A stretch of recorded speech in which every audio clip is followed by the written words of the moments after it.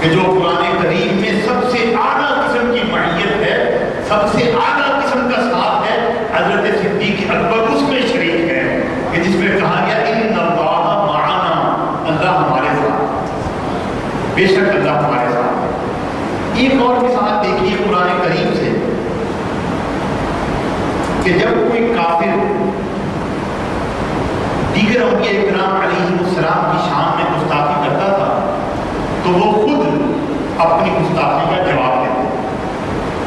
اب میں زیادہ تفصیل میں نہیں جانا چاہتا، مثلا قرآن کریم میں آیات موجود ہیں حضرت نوح علیہ السلام کی شان میں جب ان کی امت نے گستاخی کی تو انہوں نے خود جواب دیا،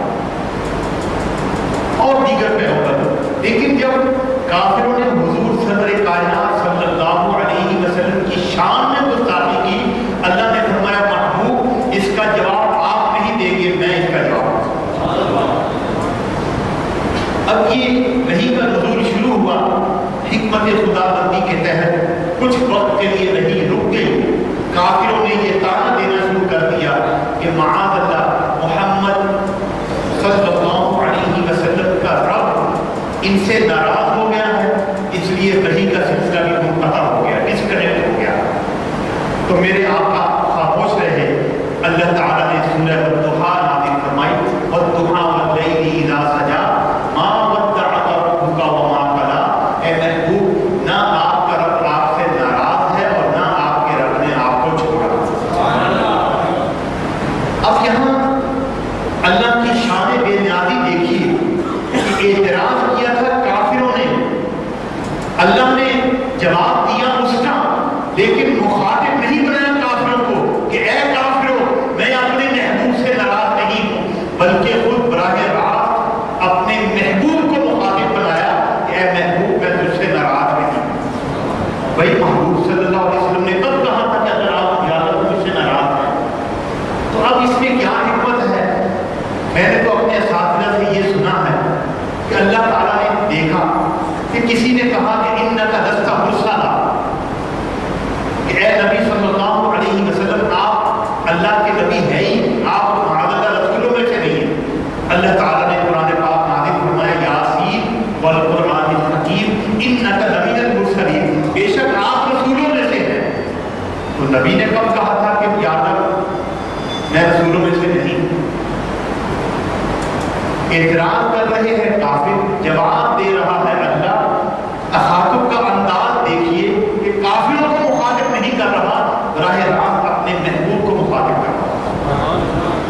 اب علماء فرماتے ہیں اس میں حکمت یہ ہے کہ یہ انسان ہے، یہ انکار کا عادی ہے، کبھی اللہ کا انکار کرتا ہے، کبھی اللہ کی نعمتوں کا انکار کرتا ہے، کبھی اللہ کے رسولوں کا انکار کرتا ہے، کبھی اللہ کے فرشتوں کا انکار کرتا ہے، کبھی اللہ کی کتابوں کا انکار کرتا ہے۔ تو اللہ نے فیصلہ فرمایا کہ اے محبوب جب ہم آپ کی تعریف کریں گے تو ہم ایسا انتظام کریں گے کہ کوئی انکار کر ہی نہ سکے۔ تعریف ہم کریں گے آپ کی اور آپ ہی کو مخاطب بنائیں گے۔ میں کہوں گا لا الہ الا اللہ، تو کہے گا محمد رسول اللہ، یعنی سرکار کہیں گے لا الہ الا اللہ، اللہ کہے گا محمد رسول اللہ۔ تو یہ تو سرکار کا معاملہ ہے۔ ایسا ہی ایک معاملہ حضرت صدیق اکبر کے ساتھ پیش آیا کہ جب حضرت سیدنا بلال حبشی رضی اللہ تعالیٰ عنہ کو آزاد کروایا، بہت مہنگی قیمت دے کر، منہ مانگے پیسے۔ میں نے یہاں تک ایک روایت میں پڑھا کہ آدھا کلو سے زیادہ سونا لے کر حضرت صدیق اکبر پہنچے اور جا کر کہا کہ جو چاہو مجھ سے لے لو، میرے بلال کو آزاد کر۔ اب کافر نے اس پر بھی طعنہ دینا شروع کر دیا کہ بھئی یقیناً حضرت بلال حبشی رضی اللہ تعالیٰ عنہ کا صدیق اکبر پر کوئی نہ کوئی احسان ضرور ہوگا، جس وجہ سے انہوں نے اتنا مہنگا، اتنی بڑی قیمت ادا کر کے ان کو آزاد کروایا۔ تو حضرت صدیق اکبر خاموش رہے۔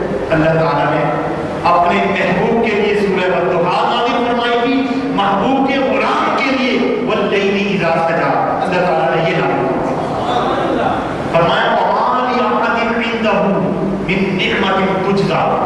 ارے لوگوں تم کیا سمجھتے ہو کہ بلال کا احسان صدیق اکبر پر ہوگا؟ ارے بلال تو ایک طرف رہے، روئے زمین پر کوئی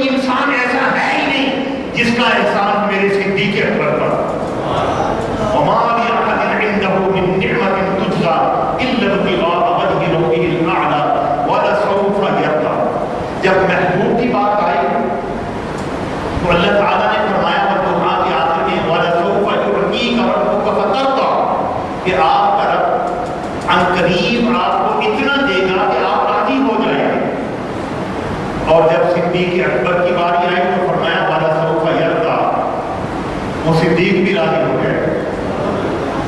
تو اس مثال میں ذرا دیکھیے کہ اگر کوئی حضور صدر کائنات صلی اللہ علیہ وسلم کی شان اقدس میں گستاخی کرے تو اللہ کو یہ بھی گوارا نہیں، اور اگر کوئی صدیق اکبر کی شان میں گستاخی کرے اللہ کو یہ بھی گوارا نہیں۔ اللہ تعالیٰ نے قرآن کریم میں جواب دے کر قیامت تک آنے والے مسلمانوں کو متنبع کر دیا کہ دیکھو کوئی میرے محبوب کے غلاموں کی شان میں گستاخی کرنے کی جرات نہ کرے۔ حضور سرور کائنات صلی اللہ علیہ وسلم نے ارشاد فرمایا کہ من سب اصحابی فقط سب، جس نے مجھے گالی، جس نے میرے کسی صحابی کو گالی دی اس نے مجھے گالی، ومن سبنی فقط اسب اللہ، اور جس نے مجھے گالی دی اس نے اللہ کو گالی۔ اب آپ دیکھ لیجیے توہین صحابہ اللہ کی توہین کرنے کے مقابلے کیا مقام اللہ تعالیٰ نے عطا فرمایا۔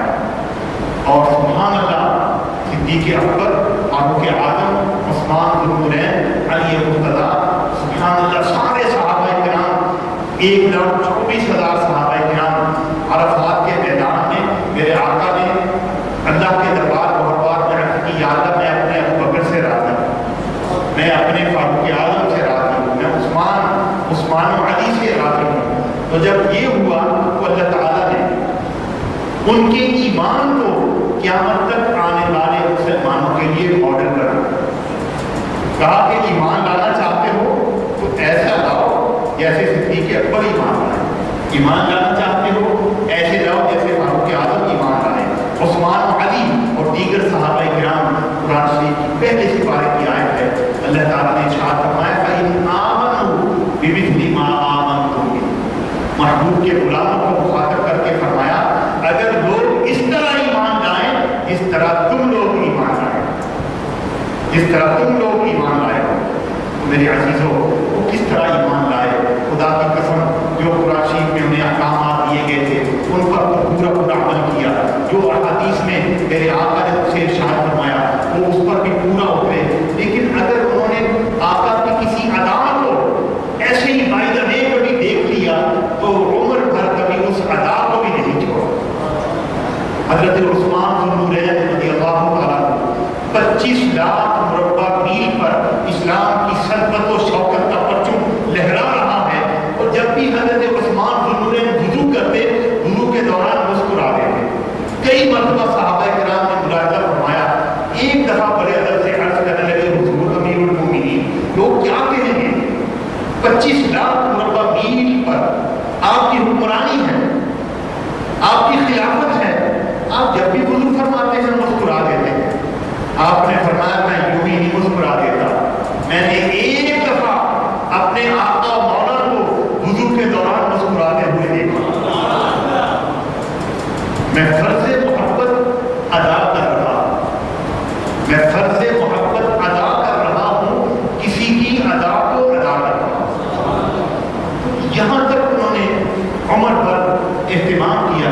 تو عزیزان محترم میری آپ سے گزارش یہی ہوگی، الحمدللہ آپ نے علامہ صاحب سے بھی سنا ہوگا، تو یہ جو 2-3 مثالیں میں نے دی ہیں یہ آپ قرآن شریف کے حوالے سے یہ یاد رکھیے کہ معیت کا جو سب سے اعلیٰ مقام ہے وہ بھی اللہ کے دربار میں حضرت صدیق اکبر اس معیت میں شامل ہے۔